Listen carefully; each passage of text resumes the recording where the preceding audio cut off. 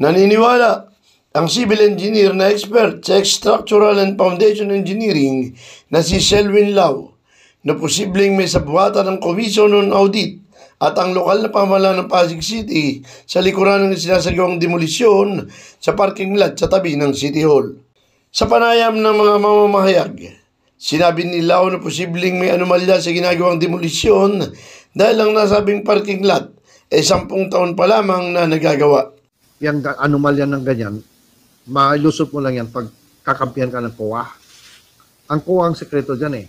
Kasi ang COA ang magbabalidate kung pwede mo ba, pwede mo ba yariin ang isang government property. Sabuatan yan lahat eh. Ipinagtataka rin nito kung bakit kailangan na magbayad ang city government sa demolisyon. Ganun kung tutuusin, dapat ay ang magdidemolish pa ang magbayad sa city government. Sinabi pa ni Lau na pag I-beam structural steel design, kung sino ang magdidemolish, siya pa ang nagbabayad.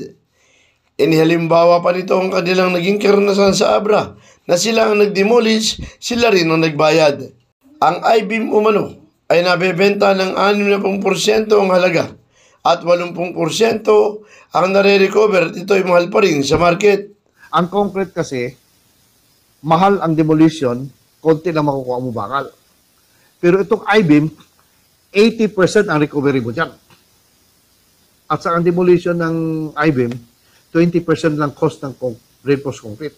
Pag I-beam, or structural steel design, sino mag-demolish, siya pa magbabayad. Idinagdag pa nila na kung ang subject ng demolisyon ay ang City Hall building, bakit isinama ang parking lot dyan ng 10 taon pa lamang itong nagagawa? Bakit na pinedemolish yung mga bagay na wala pa 10 taon?